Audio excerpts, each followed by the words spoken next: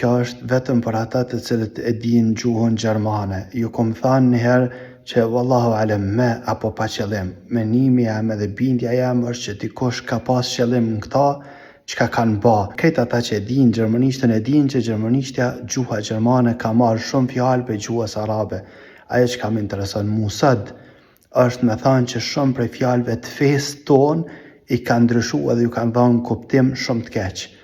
Ajo që ka po të thamë ty si vlla dhe si motër, kujdes mos i përdor kur këto fjalë me kësi kuptimi. Unë tash po të lexoj veç ajetet për me të kallëzu se çka kanë ba. Për shembull thot Allahu Azza wa Jall, Rabbul Arshil Azim. Rabb, Zot i Arshit të madh. Arsh në gjuhën arabe është froni i Allahut Azza wa Jall. Din çka kanë ba. Në kohë tjetrën, gratë e xhenetit e kanë emrin Hurun Ain. Kështu kanë emrin. E dini që kanë ba.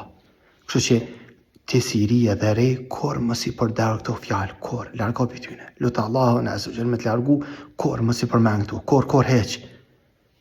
Mos i përmend atë kuptimin, qysh i përmendin ata.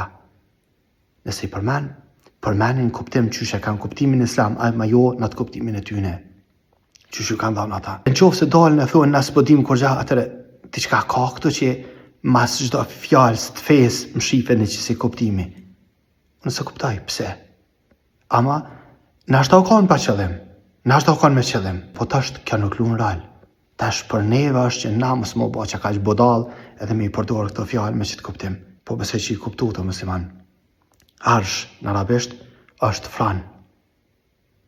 Froni që kanë mbretërit. Këti i thuhet arsh. Hurun Ain janë hyriat që i thuhen. Që kanë ba? Lusëm Allahun Azza wa Jall na ruajt. Lusëm Allahun Azza wa Jall na animu.